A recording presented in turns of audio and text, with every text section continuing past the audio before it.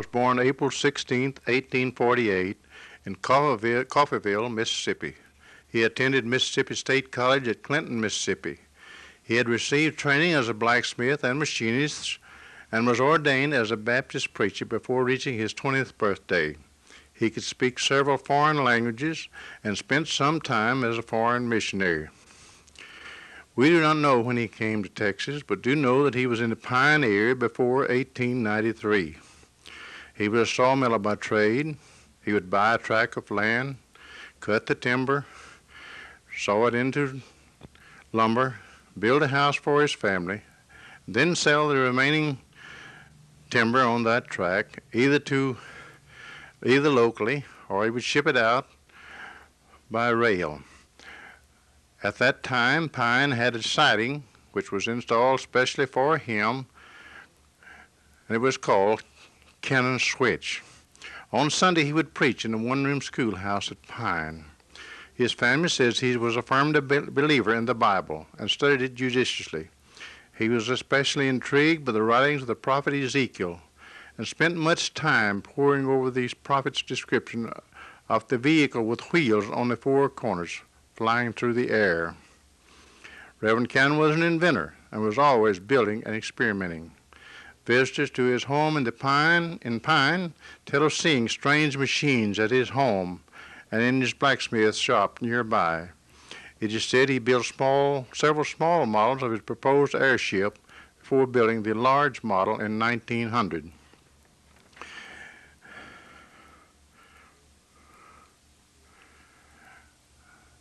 This is a photo. The photo originally belonged to Mr. John Bland. It was possibly the last photo that was in existence, I suppose, of a number which Reverend Cannon advertised for sale in 1901. This had to be a picture of the model. Reverend Cannon moved to Pittsburgh in 1901. He lived down on Lafayette Street in a house which was torn down to make way for the intermediate school. Pittsburgh was a growing town at that time.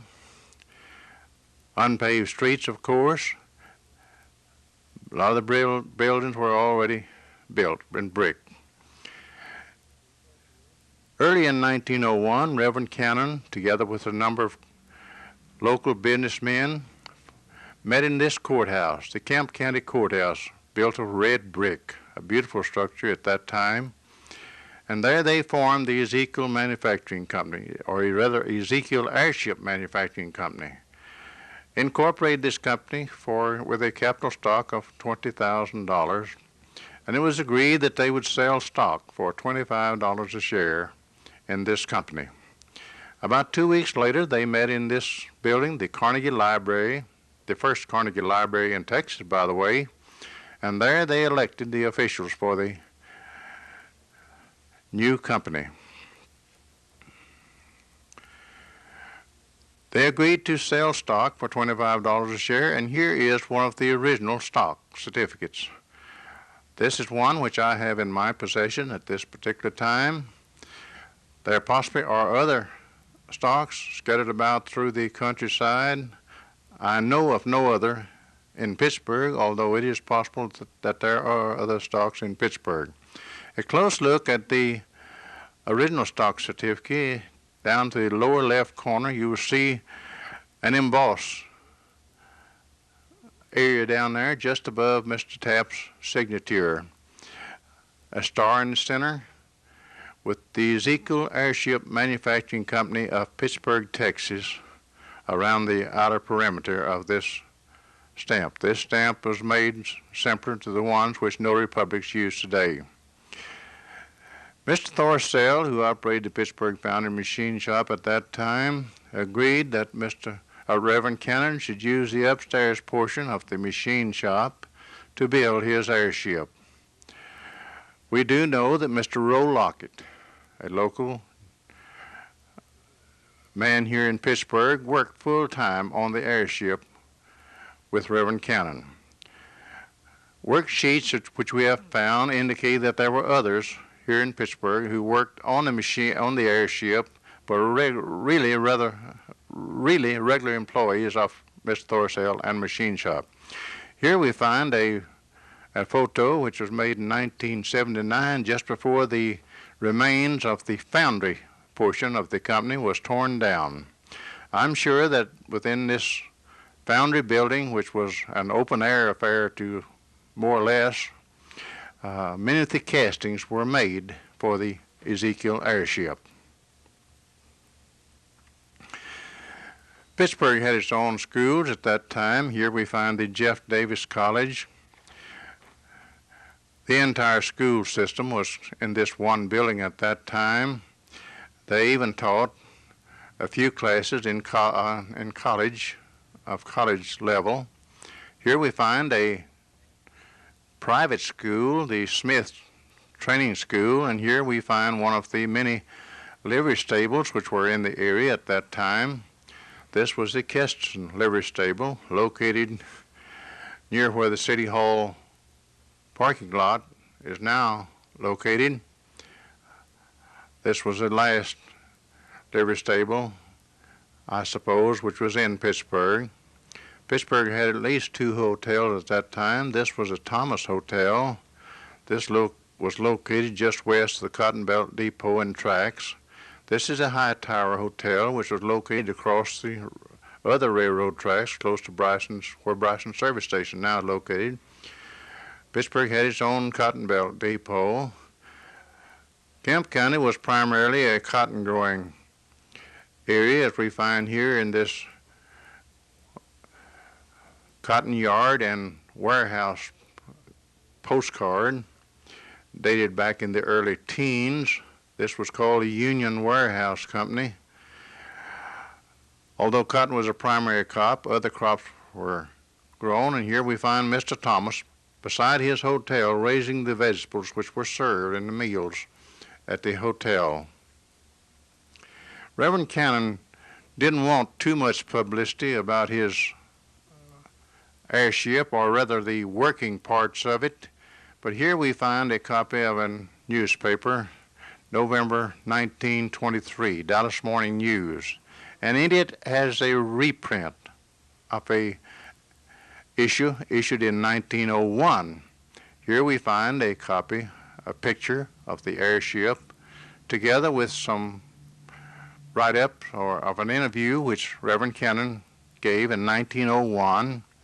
And down in the fine print we find some of the material which we have found in no other spot. We found the dimensions of the airship, and these are the dimensions which the Optimist Club are using to build the model at this particular time.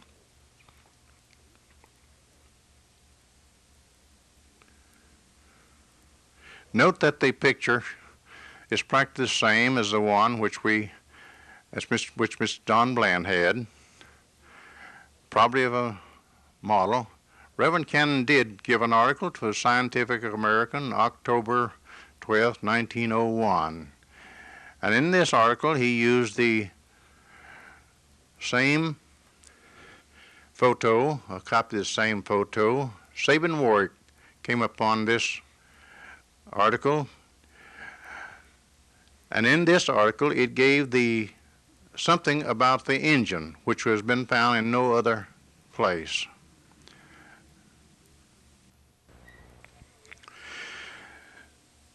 Note that the photo on this stock certificate is the same photo which we have seen in 2 or 3 other places. From 4 different sources, we have the same photo, all made from a photo of the model made in 1900. No photo that we know of is in existence of the finished airship. This is all we had to go by.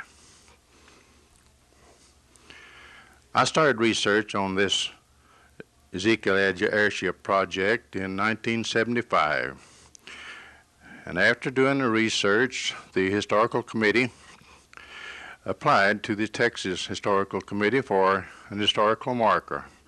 It was granted in late 76, but in early 77, the dedication was held at the Youth Center. I'm sorry to say that Pittsburgh was not very well represented. There were just about as many of the Cannon descendants present as there were citizens of Pittsburgh. Even with the publicity which started out from this, Pittsburgh was not ready to accept this project for its true value. Now, after 10 years, the Pittsburgh residents really understand the value of this project which took place so many years ago. And now, since the local club has started to build a model, more publicity is coming about. And here we see some of the publicity which we are beginning to see take place in this area.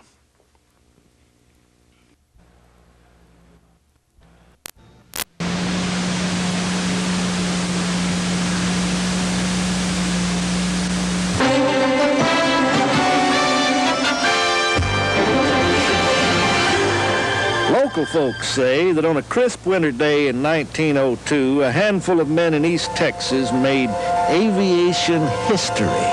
In the summer of 1901, Burrell Cannon, a sawmiller and Baptist minister in Pittsburgh, Texas, formed the Ezekiel Airship Company. Here, in this Pittsburgh foundry, they gathered to build a flying machine.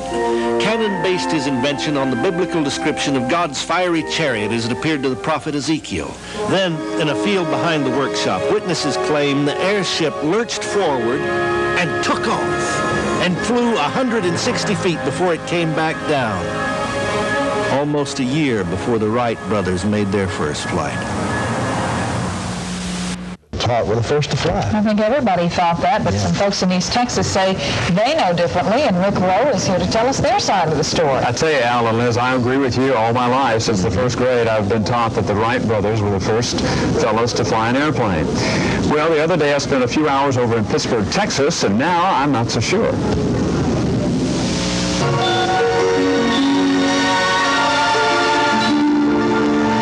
And their appearance and work there was as if it were a wheel in the middle of a wheel. And when the living creatures went, the wheels went by them. And when the living creatures were lifted up from the earth, the wheels were lifted up. Those were words spoken by the prophet Ezekiel in the 6th century BC. Is it possible Ezekiel was referring to this?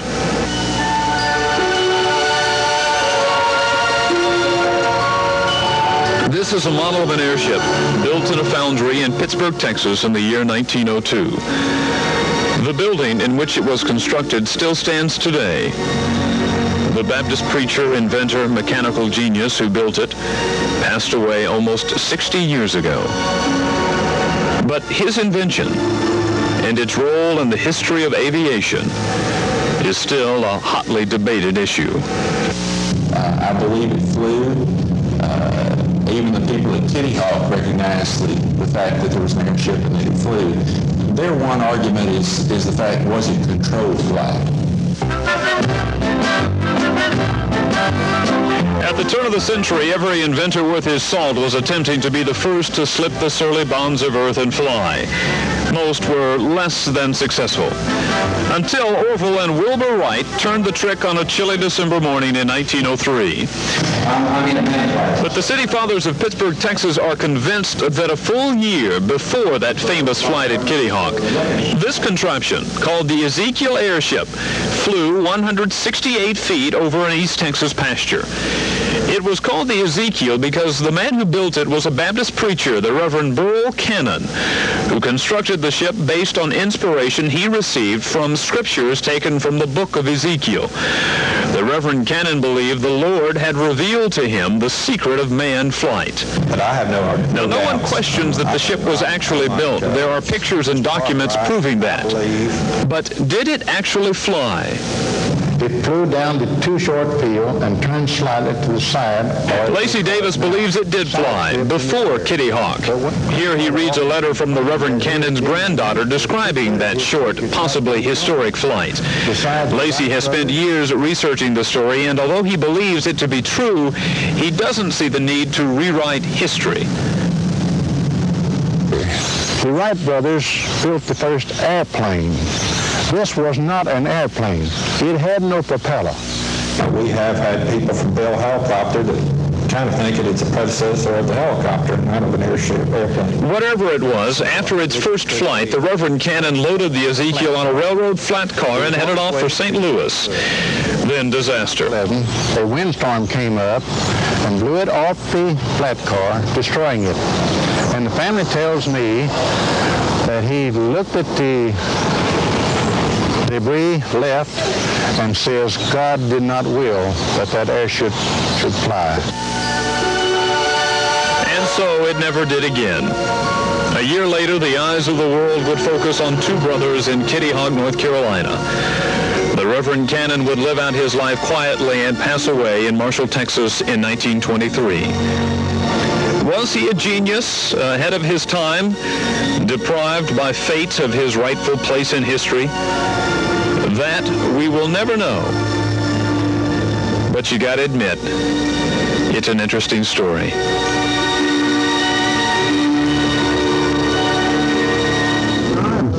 I really think it is an interesting story. That, by the way, was a model of the airship that you saw that has been constructed and is in Pittsburgh, Texas. To be honest with you, I doubted this story when I first heard it, but visiting, spending some time with the folks over in Pittsburgh, looking at all the documents that they have, it really appears to be absolutely true. The question is whether or not this flight, which occurred in Pittsburgh about a year before the Wright brothers' flight, was a controlled flight. That is really the only question.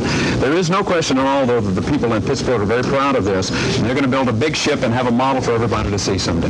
Very interesting. Yeah. Brothers made their historic flight at Kitty Hawk. Well, Joan Hallmark reports an East Texans would have made the history books had he thought to document his flight by calling the media. Here's Proud of East Texas. Historians have christened Orville and Wilbur Wright the fathers of aviation, but a citizen of Pittsburgh, Texas fought his duel with gravity here in what used to be an open field an entire year earlier.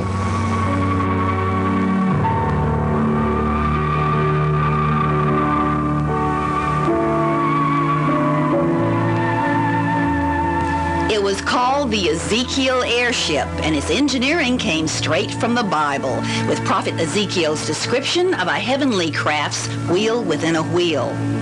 Combination preacher, sawmiller inventor Rev Burrell Cannon began construction of the airship at the Pittsburgh Foundry and Machine Shop in 1901, and on a brisk winter morning in 1902, the craft lifted off the ground, more like a helicopter than an airplane, rose some 15 feet into the air, and came to rest 100 feet or so away in a grassy pasture.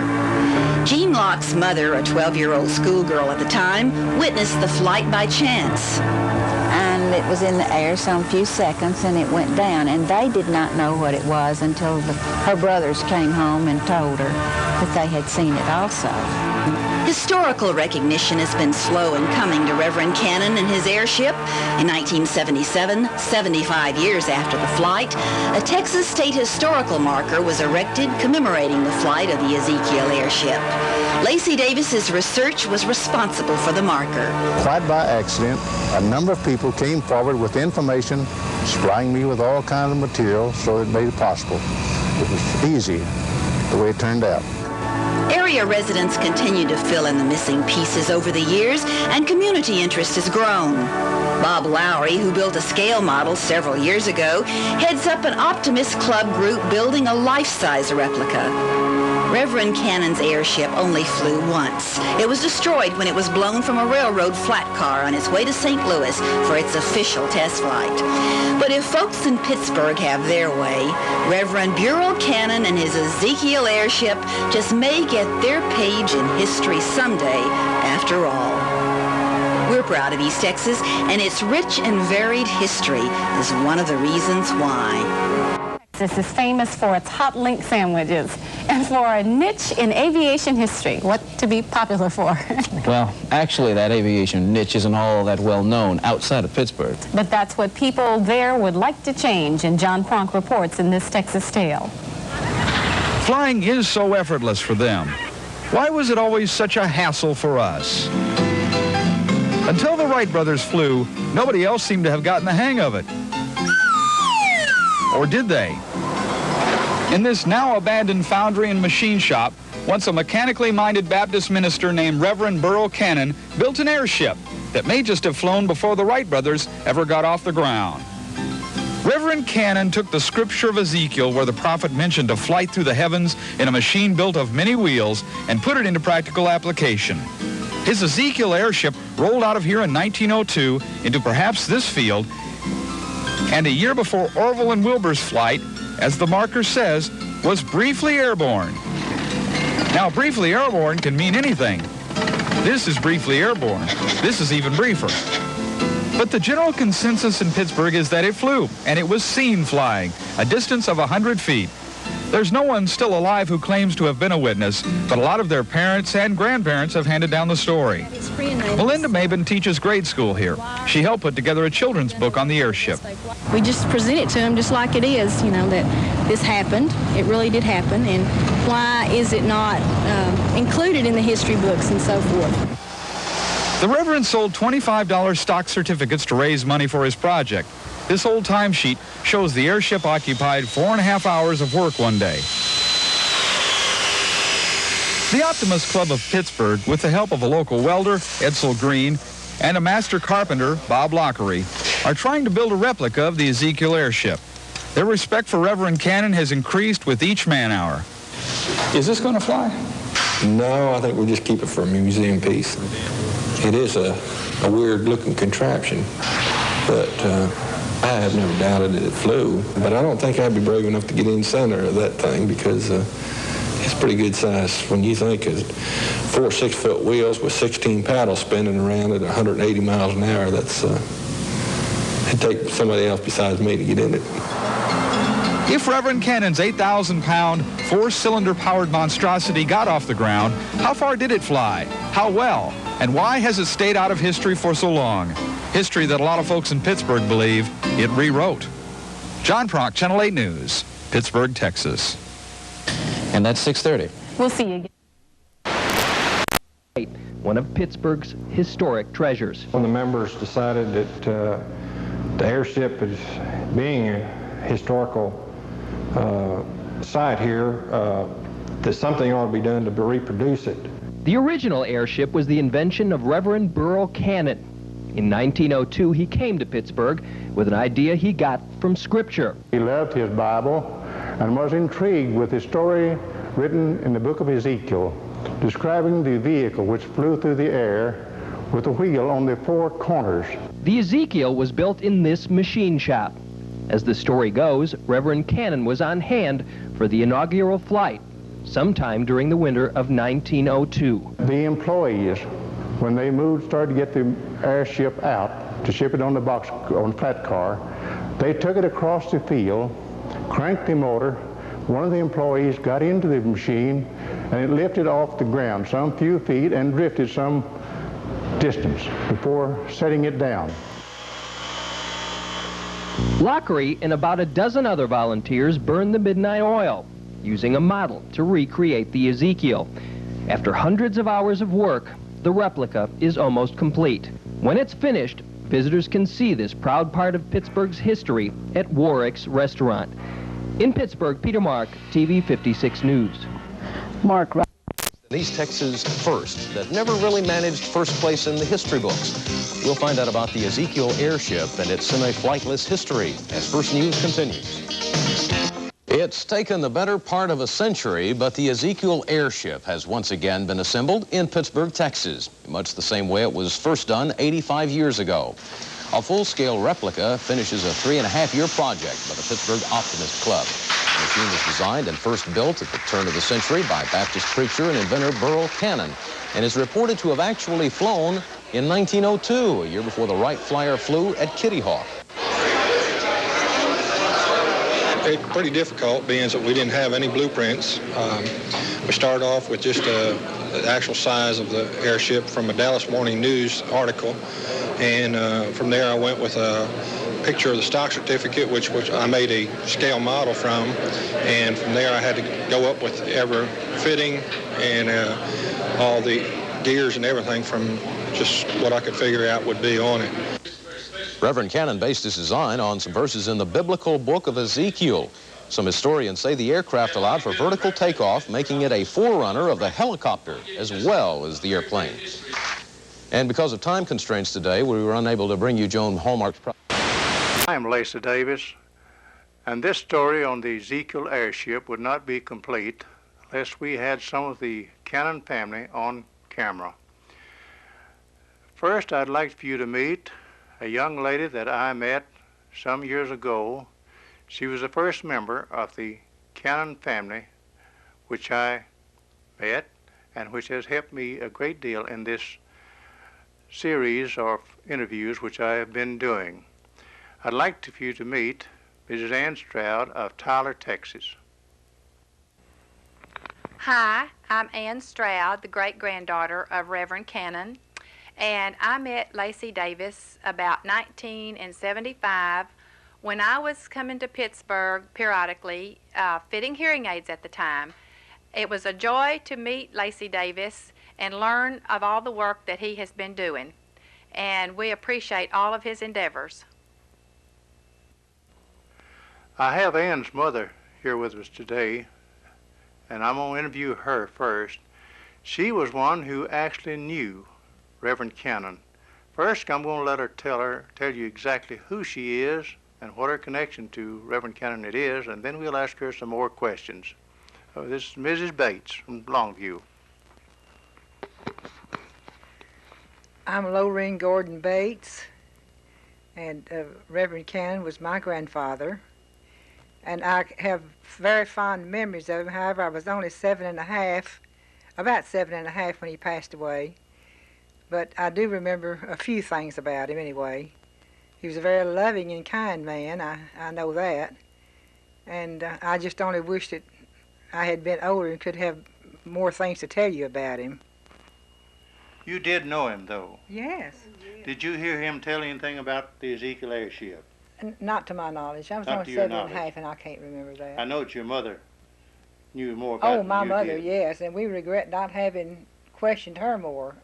One of the questions that I'm asked quite frequently is, what type of man was he? To my recollection, he was a very mild-mannered man and very generous of his time with his grandchildren. He lived with us most of the time. He had just gone over to Marshall a few days before he passed away to his sons, but he did make his home with us the majority of the time.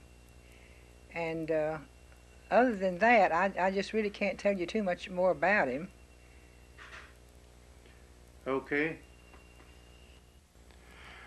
We have with us today also Mrs. Sutherland, who is also a relative of Reverend Cannon, and we'll turn the mic over her and let her tell us what she knows and tell us who she is.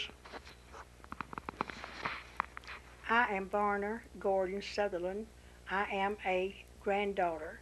My mother was Reverend Cannon's stepdaughter. I remember Grandpa vividly. He would take us to the woods on Sunday evening and gather hickory nuts or walnuts and bring us home, and on the front porch was a chair, and it had a hole in it where he cracked the nuts for us. We spent many hour together, Grandpa and me, and you talk about a kind man. I never heard him say an evil word about anybody. And I remember one time when he offered my mother money for his room and board, and Mama wouldn't take it. She said, Papa, I do not want that money. Said, you need it. And Grandpa said, I will never need any money because the Lord will take care of me. And that's what I remember about Grandpa most. Okay, I'd like to ask you, both of you, one question. There has been much controversy as to whether the airship flew.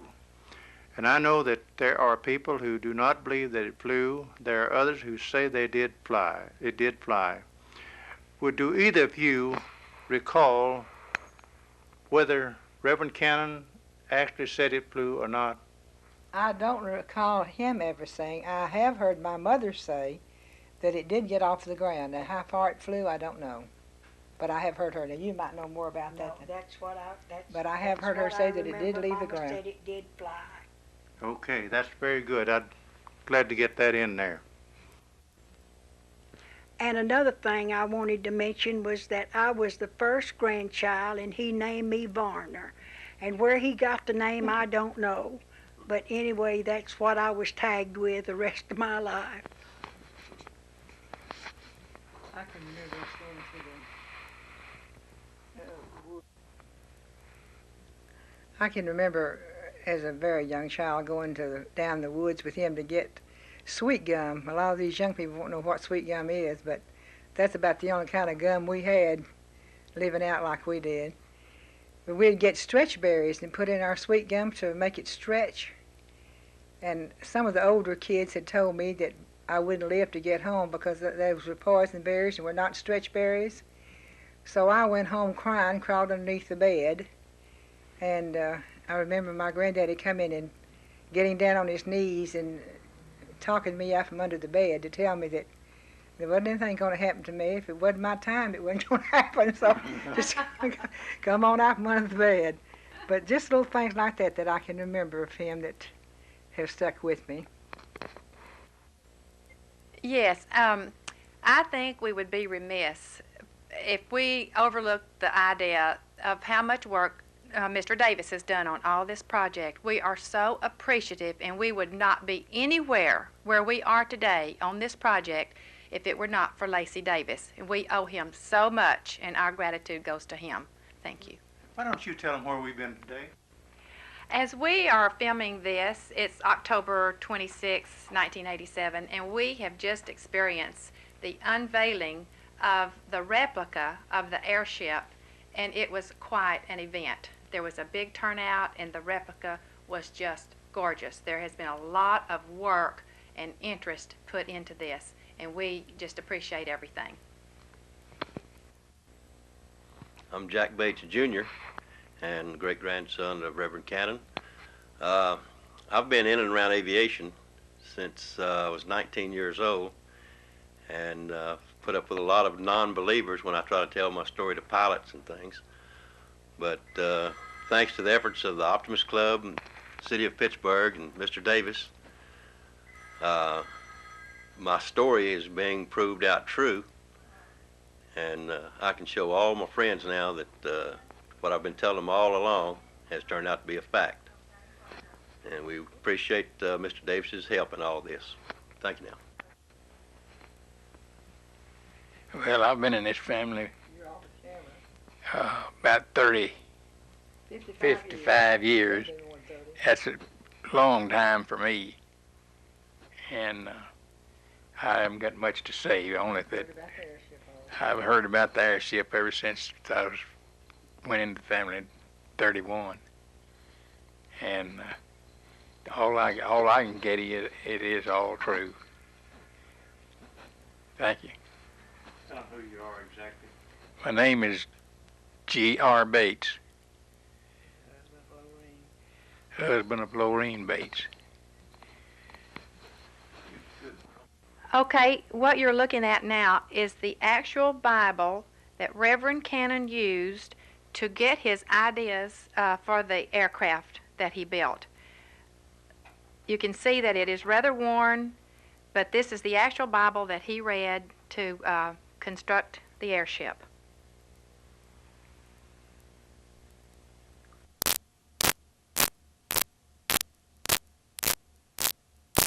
Restaurant. I'm very pleased to have all of you here today, for this is a special ceremony. KPXI and the Northeast Texas Chronicle. And right now I'd like to go ahead and go forward with the ceremony. I'd like to introduce Eric Barkley.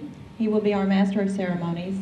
Eric has done a lot through SWEPCO with the Ezekiel Airship and the Chamber of Commerce. They made up a brochure that is excellent. I'm sure most of us here have seen it. And I'm very proud to have asked him to be here, and proud that he said that he would do it. Eric, at this time, Eric Barkley. Thank you, Teresa. As one of the newest of the newcomers to Pittsburgh, I'm probably one of the least qualified to MC this program. Teresa said, as long as I keep my remarks brief, though, I would be just fine. A good MC knows that the first thing he does is to introduce the dignitaries. We have so many here today. I'm going to pass on most of you, but I do want to introduce our representative from District 8, Sam Russell of Mount Pleasant.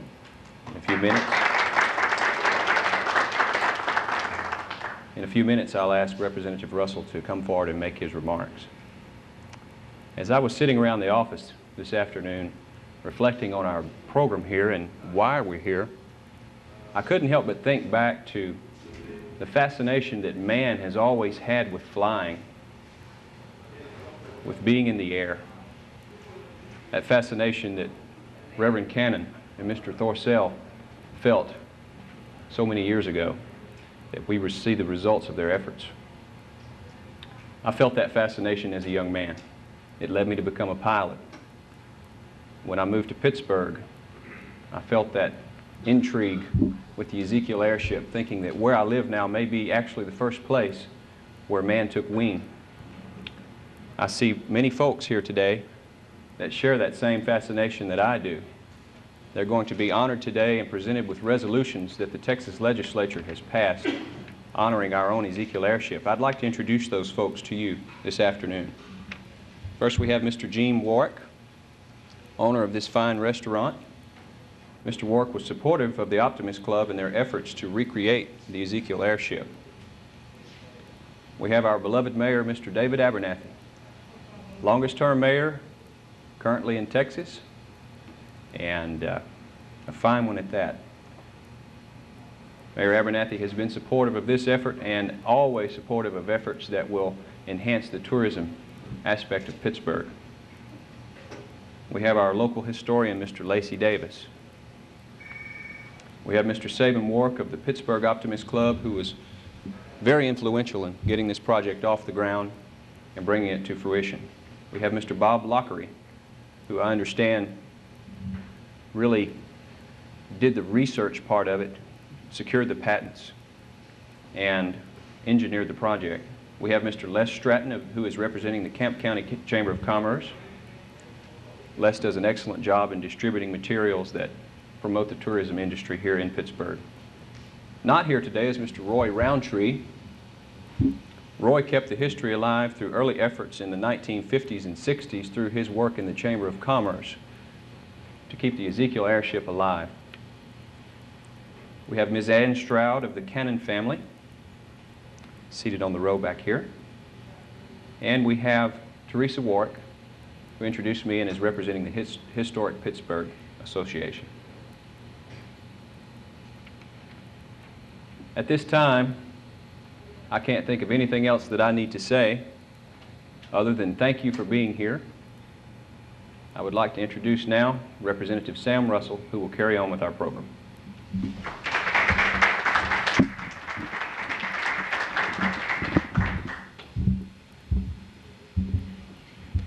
Thank you very much, Eric. It is a real pleasure to be here with you this afternoon and again to see the replica of the Ezekiel Airship. Of course, I guess one of the fun things of being in the legislature is to be in a position to introduce resolutions such as this, not only from the standpoint of commending or commemorating a particular event or some individual, but also I think as a means of preserving in history certain facts and circumstances that we don't want to get away from us. And it's real amusing. I think one of the fears that we always have when we have a resolutions calendar is some resolution being on there that we're not sure what it does or who it's directed towards. And as an example of that, it's my understanding that sometime back, several years ago in the legislature, there was a resolution on the calendar that commended the Boston Strangler, but it used his real name rather than his name, the Boston Strangler. So there's always that fear that resolutions may be in for a reason other than what they purport to be. And I guess kind of as an aside, after the resolution had been considered and we had passed the resolution, I was walking back to my desk on the floor, and one of the Dallas representatives came up to me and accused me of engaging in a hoax. And he just couldn't imagine that someone flew an airplane before the Wright brothers. And I told him if he'd come to Pittsburgh, he could learn all about it. So again, it is fun to be able to participate in these kinds of things and to introduce resolutions such as this and commend people for the work that they put into projects like the rebuilding of this Ezekiel airship. And if I could at this time, I've got some copies of the resolution, but I'd like to read it to you. We've got a legislative council that we assemble all these facts, and Teresa sent a lot of information to me, and I took it to them and said, here, draft me a resolution. And of course, they can put all the flowery language in and dress it up real nicely, and I think they did an excellent job on this. It's House Concurrent Resolution number 3. Whereas the Ezekiel airship, the state's first successful self-powered aircraft, achieved flight over Pittsburgh, Texas in 1902, fully 1 year before the Wright brothers' similar accomplishment at Kitty Hawk. And whereas the history-making aircraft was the work of the Rev Burrell Cannon, a Pittsburgh area Baptist minister and engineer who received divine inspiration regarding his invention from biblical passages contained in the book of Ezekiel, and whereas constructed in the P.W. Thorsell's foundry, the Ezekiel airship was financed by $20,000 worth of stock sold to local businessmen at $25 a share. In the early winter of 1902 and 1903, the craft, piloted by Mr. Stamps, was launched from a pasture owned by Thorsell and traveled 10 feet off the ground for a distance of 60 feet. And whereas following its maiden voyage, the Reverend Cannon's invention was placed on a train for shipment to St. Louis, where it was to be exhibited at the 1903 World Trade Fair. Unfortunately, it was destroyed en route when a storm blew the 18 by 20 foot craft off its flatbed car near Texarkana. A second model was also ruined in a collision with a telephone pole after completing one brief but successful flight. And whereas throughout the years, however, the memory of Reverend Cannon's accomplishment was kept alive by local residents Lacy Davis and Roy Roundtree. In 1976, the flight of the Ezekiel airship was recognized by the Texas Historical Commission with an official bronze plaque posted in what is now downtown Pittsburgh. And whereas 6 years ago, area pharmacist Scooter Harbor suggested that the local Optimist Club build a replica of the original Ezekiel airship as a tourist attraction that would support the city's claim as the site of man's first powered flight. Under the chairmanship of Bob Loughery, the project was completed during September 1987 and was officially unveiled on October 26th of that year. And whereas the new Ezekiel airship is now on display in Pittsburgh at Warrick's restaurant, which is owned by Gene Warrick, who along with his son Saban Warrick, who is a member of the local Optimist Club, have been ardent and enthusiastic supporters of the project since its inception. And whereas the reconstruction of the Ezekiel airship has garnered well-deserved attention for Pittsburgh, which was designated a Main Street city in 1986 and also boasts the longest-serving mayor in Texas, Mayor D.H. Abernathy. More than just an attraction for visitors, this authentic replica of the original craft provides a tangible symbol of Pittsburgh's rightful place in aeronautical history. Now therefore be it resolved that the 71st Legislature, first call session of the state of Texas, hereby recognize the Ezekiel airship as the first successful self-powered aircraft and commend the citizens of Pittsburgh for their exceptional efforts in producing a replica of this historical craft. And be it further resolved that an official copy of this resolution be prepared for the city of Pittsburgh as an expression of high regard from the Texas House of Representatives and Senate. And it's signed by the Speaker of the House, Lieutenant Governor, and Governor Clements. And it's really a nice-looking parchment and one that I guess you could say is suitable for framing. So again,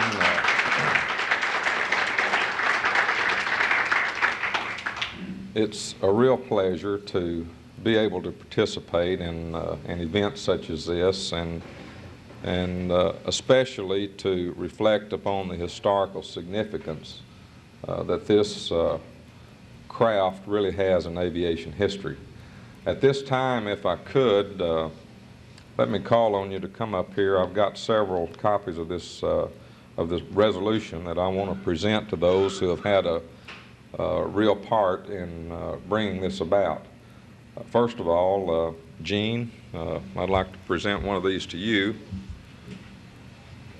You bet. Mayor Abernathy. Thank you, sir. Yes, sir. Lacy Davis.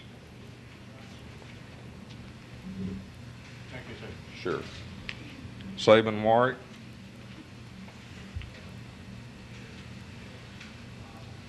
Bob Loughery.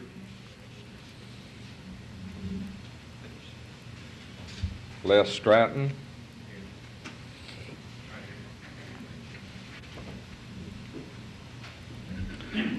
Roy Roundtree's not here. We do have one for Roy. Ann Stroud is representing the Cannon family. Sure. And we also have one in here for members of the Thorsell family. If Mayor, if you want to take, okay. Again, basically, that's the conclusion of my remarks. Again, it's always a pleasure to be over here with you, and certainly in this instance to participate in this event.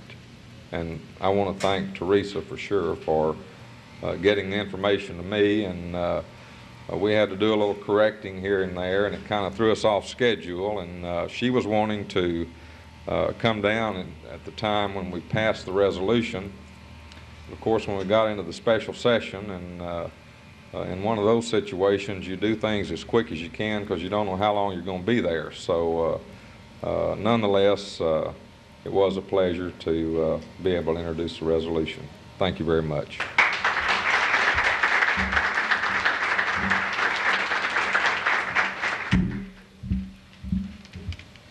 I'd like to call your attention to two other people that I inadvertently left out.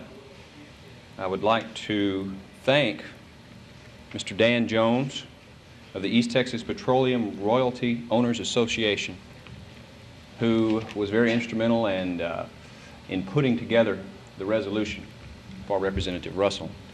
I'd also like to recognize Mr. Jack Bates, who is Ms. Stroud's brother. He's here today with the camera. As a chamber director, I'll never pass up an opportunity to promote tourism for Pittsburgh. In less than a month, we'll have our Pioneer Days. On that day, we'll celebrate the second anniversary of the completion of this model of the Ezekiel Airship. The Ezekiel Airship has meant so much to Pittsburgh in this economic downturn as far as tourism and as far as national exposure. I have a very long list here from Teresa of the different publications that the Ezekiel has appeared in. I will just say that it has gone from as far as Longview and Dallas to across the country. It's been in magazines, and it has been on television shows.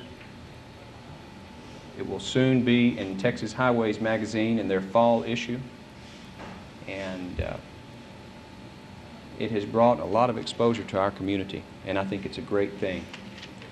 I'd like to introduce one other person who would like to make some remarks concerning this. Mayor David Abernathy, if you'd come forward, please.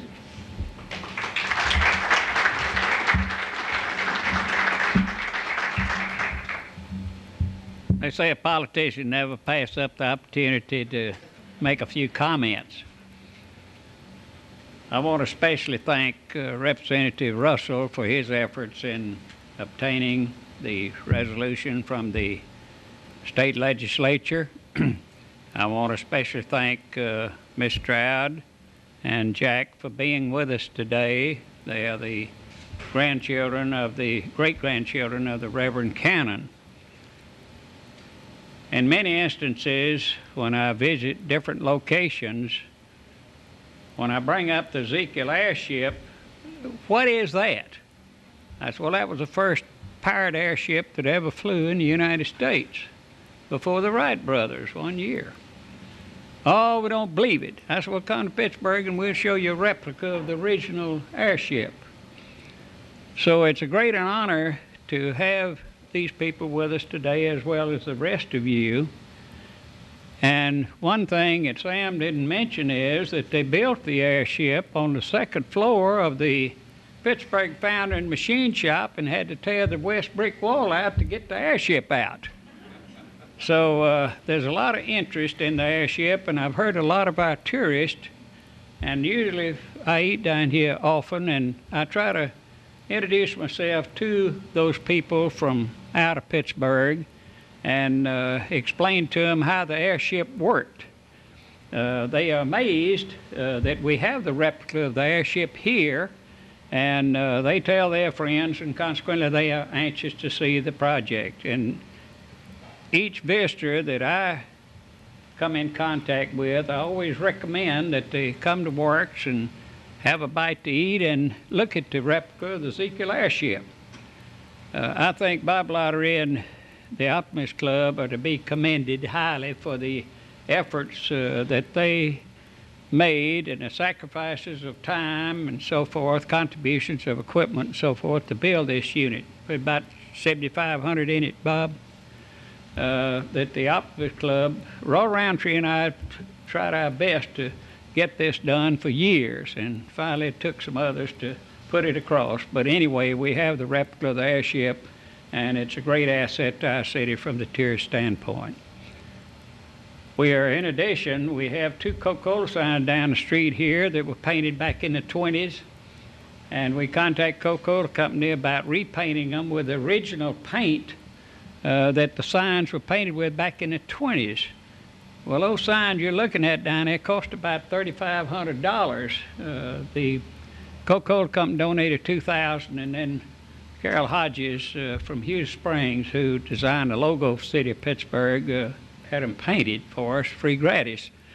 So they're another item that's attractive as far as our tourists go. Of course, the Methodist Church being built in 1904 and dedicated in 1905 is another tourist attraction, as well as this whole block. And I want to commend the Warrick family for their improvements to this part of the town.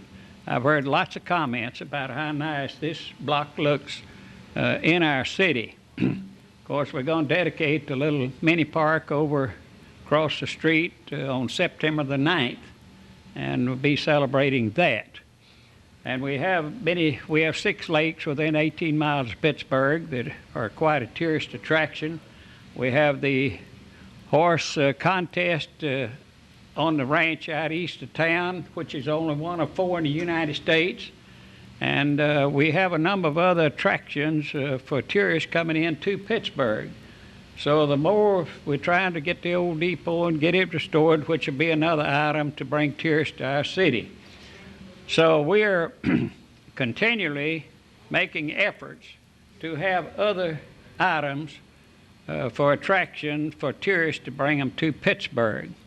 We had one incident that happened. We had a group coming down from Oklahoma in a bus. So we thought, well, it'd be a good idea. We'd just meet them out north of town and welcome them and give them a police escort and all this kind of business. So we did. And I had my Model T Ford out there, and all those folks piled off that bus and got on that Model T Ford and wanted to get the picture taken and all this business. So then we had the police escort the bus to the front of the restaurant here. Well, they went from here down to Kilgore to go through the oil museum, and then they went to Tyler to spend the night. Then they were going down to Russ to ride the Texas State Railroad train the next day, then go back to Tyler and spend the night, and then go back to Oklahoma. So Teresa was telling me that the tour director told them, said they didn't get any reception anywhere like they got in Pittsburgh.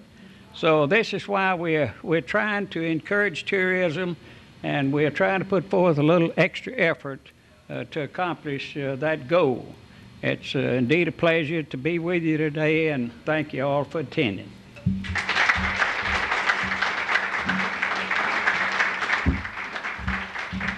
Thank you, Mayor. And thank you, Teresa, for putting together a very wonderful program. Teresa has asked me to tell you that there are plenty of refreshments and to help yourself and to thank you for coming. So thank you. We are adjourned.